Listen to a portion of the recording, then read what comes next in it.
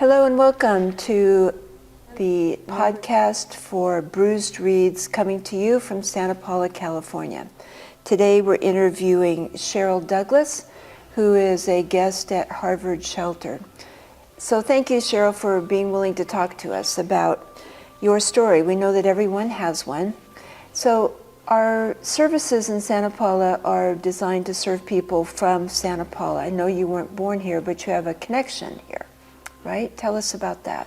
Yes, I have a dear friend who I became friends with in high school, and her name is Rita Donnelly, and she is the lunch lady for the Santa Paula School District, and so she's in charge of ordering all the food for the schools. And she met Kay when Kay would go over there to pick the food up. And she told me about Kay, and that because when, she rescued me from homelessness, that it was temporary at her house, so I had to find a place to stay. So she gave me Kay's card, and that's how I found out about the shelter. And where are you from? I grew up in Porterville, California, but I've lived in Springfield, Missouri for the last 30 years. And what caused you to leave Springfield? I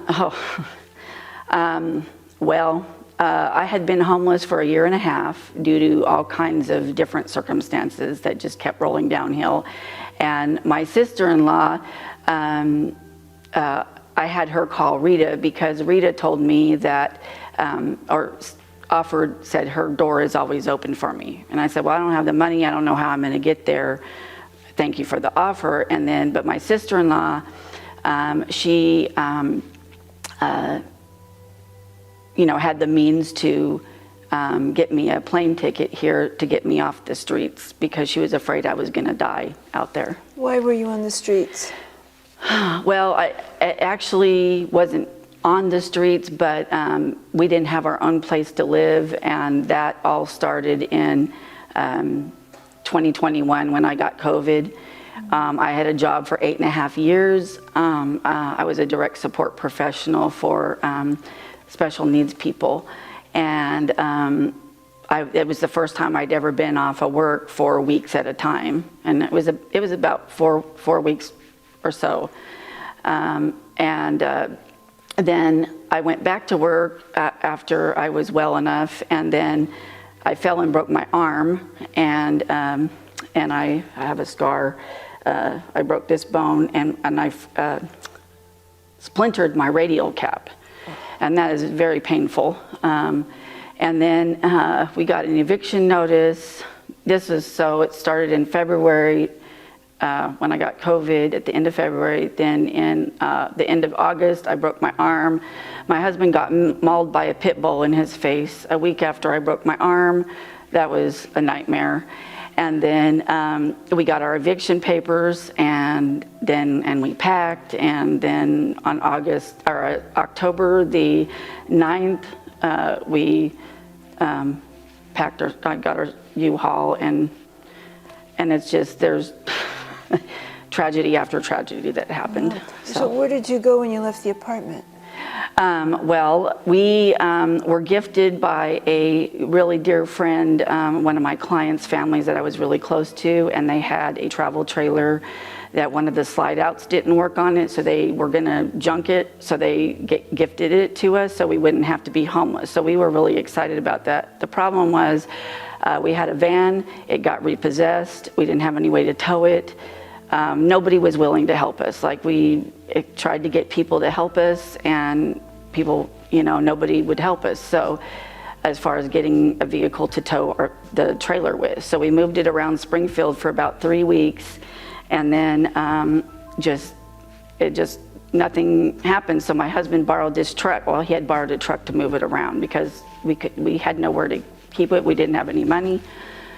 And he was doing odd jobs and helping people, to make ends meet while I wasn't working.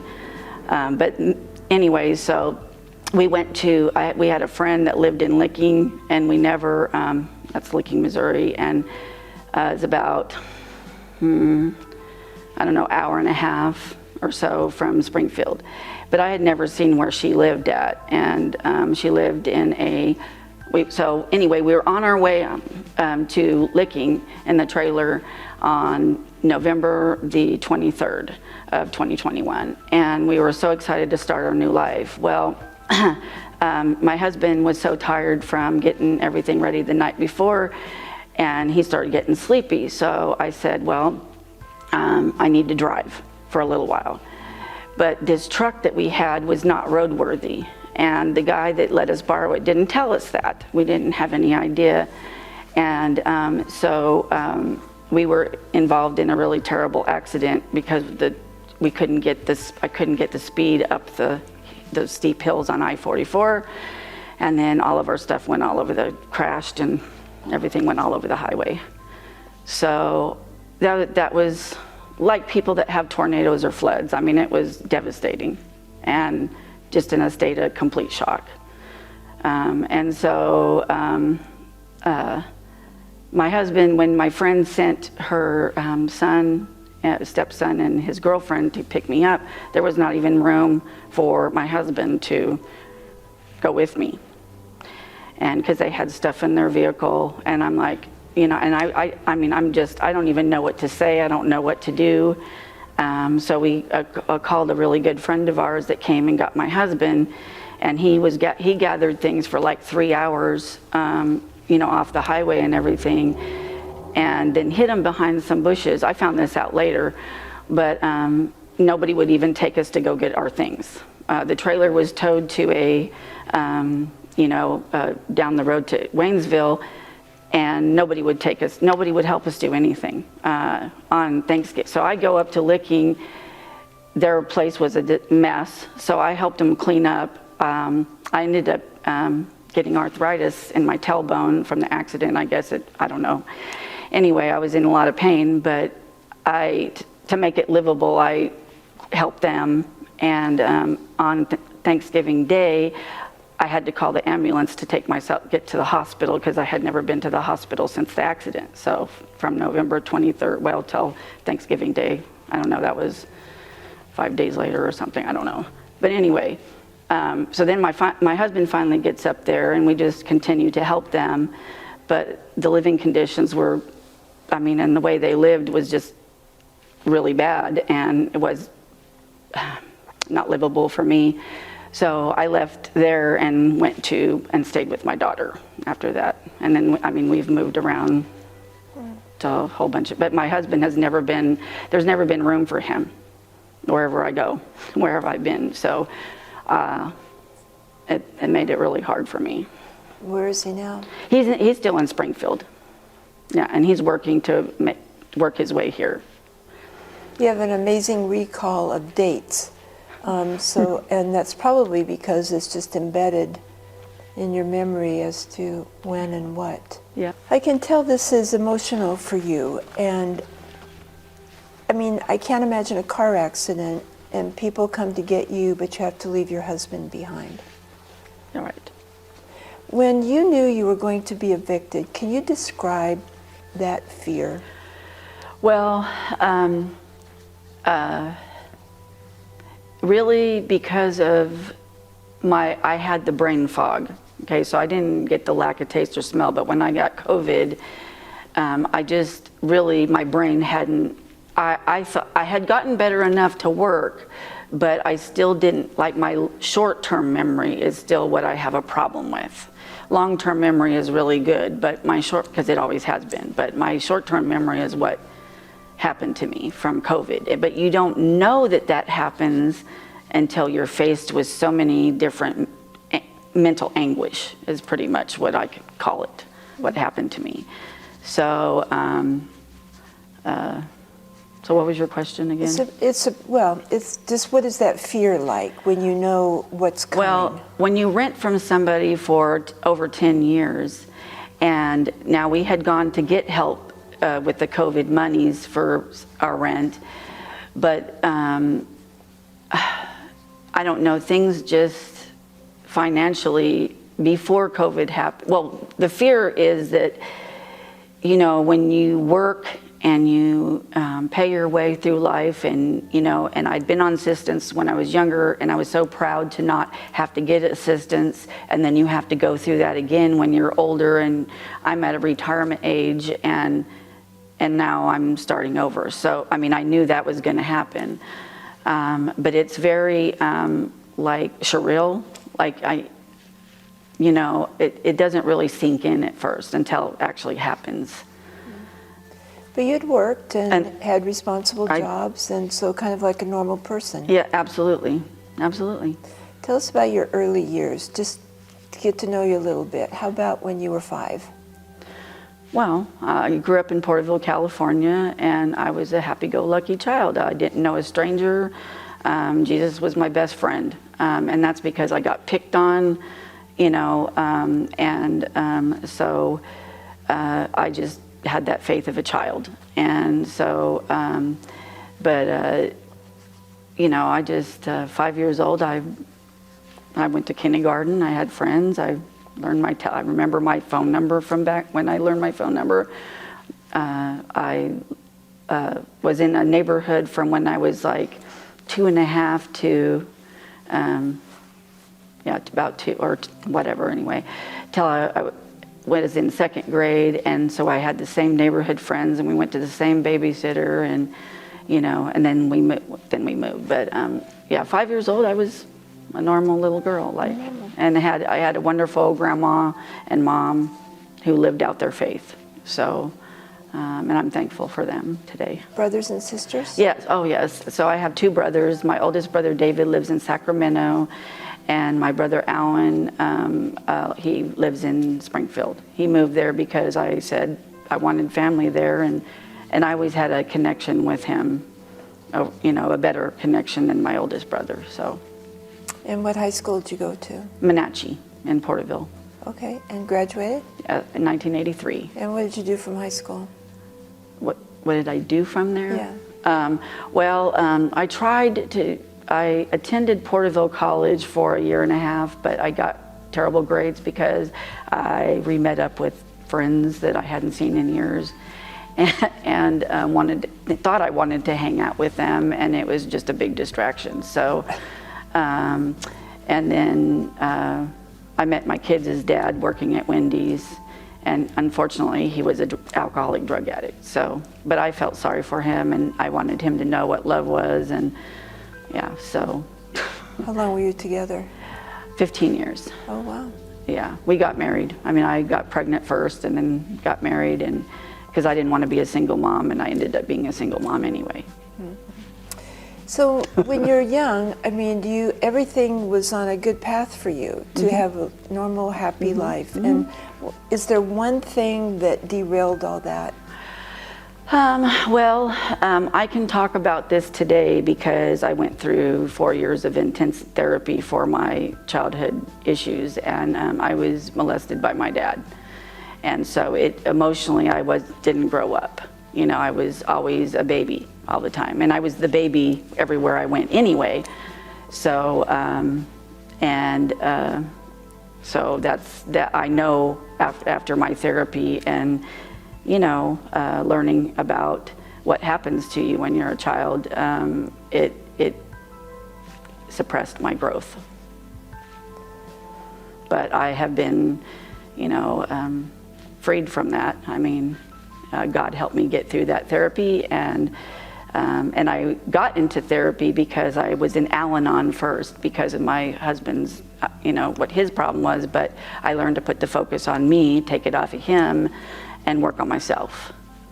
And so I had a really wonderful sponsor, and she gave me permission and said, you need to go get professional help because I'm not a professional. Because I shared with her that's what you do when you work 12 steps, so.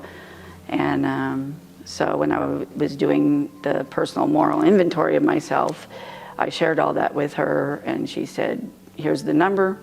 This is who you need to call, and so then I got help for myself. Where was your mom when that happened? My mother, bless her heart, my mom was a very sweet, kind person, and my dad he abused her in ways that I didn't find out until after I confronted them at the end of my therapy. So, and my mom like took classes at the college. Like she made these beautiful bookshelves. She did that, and she took us to everywhere we needed to go. But wherever she was gone, whenever she was gone, I'm not, I can't really say for sure where she was. Emotionally, did she ever know about this? She had an inkling, she had an idea, and, because when I confronted her, that was the reason why I wanted to confront her, because she knew, but she was afraid. She was afraid and of my dad, and, he, threatened me with secrecy. So, I forgave my mother, that was my whole point of therapy, is I didn't want her to die and not ever confront them. How about your dad? So, I forgave him so I could move on, because that, when you are angry about stuff that happened, and I just thought I was justified in my anger, which I was, but it didn't sit well with me, and so that was that. But of course I didn't ever like him. I never, but I did forgive both of them, yes, and that's due to my faith. That's how I believe what we're supposed to do. Mm-hmm. So. How about your kids? Well, of course they know. They knew when I was going through therapy, and so I have 2 older daughters, Amanda and Jenny, and then my son Zach. Amanda and Jenny. Amanda has 1 son, Levi, she only had 1, and then Jenny has 5 kids, and then Zachary was born 12 years later. So, because I prayed, I wanted to have a son, and when I got pregnant, I knew I was going to have a son, because I just believe in when you ask God for things and you have faith and believe. I just didn't feel like a family was complete without, boys and girls. And since I had 2 brothers, I wanted a son. So, but anyway. Would you say you've had a happy life? Yeah, I had yes. I just, the joy of the Lord is what I had, and when I was young, I didn't even realize that's what it was. But I was told that, by my church family members, and when I was growing up, and I wouldn't be in church, and then I'd go to church, and they'd say, "Oh, we're so glad to see you," and gave me compliments, and I always got what I needed when I was in church. But yeah, I just knew how to. I cried a lot because I had a lot of things to cry about, but I had people. God always put people in my life that gave me the direction I needed to go. Would you say that's still true? Oh, absolutely. Oh, absolutely. Absolutely. Yes. How do you feel about living in a homeless shelter? Well, I've been in a shelter in Springfield before. When I left my kids' dad finally, it was like 2 weeks before I don't know if it was our 14th or 15th anniversary. Well, anyway. And Zachary was 5 months old. And so I went to the Family Violence Center. And I stayed there for 7 months. And they have like classes that you have to take, parenting classes. Things to help us out. And so I did everything, and I got on the Section 8 list, and some people got housing sooner. And usually when you have a baby, sometimes they move you to the top of the list. I don't know what happened, but so I ended up going back there again. And of course I said, well, I don't think I'm ever gonna have to go there again. And I did one more time. And that was about 5 years down the road, or 4 years down the road. But anyway, shelters are there for a purpose. And, for me, I'm a very family-oriented person, and I get along with anybody. People don't like me because I'm a very honest person. And people don't like to hear the truth. But anyway, the Santa Paula shelter's small. The other shelter I was in was big, and we had our own room, but there was lots of drama. And of course, I wasn't as mature back then as I am now when I went through that. But I think of everybody as my family. You know, we're there together, we eat together, we do chores, we take care of where we live at, and it's so much better than the way what I was going through before I got here. But do you see a path ahead? Absolutely. Okay. Absolutely. What does it look like? Bright. The surroundings here are not a city. You got the foothills, the mountains, the flowers. That makes me very happy. It was, you know, God's shining his light on the beauty of his earth. And so, and I'm a California girl anyway, and I always miss palm trees. And whenever I've come to visit, I just love the palm trees. They're my favorite. And they make me smile. And there's so many of them here. But anyway, yes, I know that God has really special plans for me. I've always known that he turns what seems to be bad into good. Everything that I grew up learning in church, from the Bible, from Sunday school, from people, I mean, like, I've been able to apply all that to my life. How old are you? Yeah. How old are you? I'm 58. Okay, so you still have some working years ahead. I do. And you're willing to do that. Absolutely. As soon as you find something, right? Absolutely. And we're working on that. We are. So with your case management plan, what pieces do you still need to fit together? Rita first off told me about the instructional assistants at the schools. And since I have experience with special needs people, and I really connect with like autistic and Downs, but I can work with any kind of, any type of people. Okay, so you're open to a variety of jobs to get yourself on your feet. Yes, and I've been a cashier. I mean, I have cashiering. I don't really want to be a cleaning lady anymore, but I have that experience as well. Okay. But my passion is, you know, working with special needs people. Well, I want to compliment you on what a good citizen you are at Harvard Shelter. I mean, you are ready to make friends and help and be nice and be kind. Yes. And, you know, we talk about that a lot. Yes. I want to thank you for telling your story. Yours is important because yours is not the typical story we hear from substance abuse causing your homelessness. It's a variety of life circumstances. Is there one thing you want to say to anybody who's experiencing homelessness? Don't give up. Don't give up. Hold on to hope, because despair is not a good thing. And it just takes you down farther. And hold on to whatever kind of faith you have, and talk to people with faith that can guide you in the right direction, because God doesn't make any mistakes. Good. So, good advice. Thank you, Cheryl, for telling your story. You're welcome.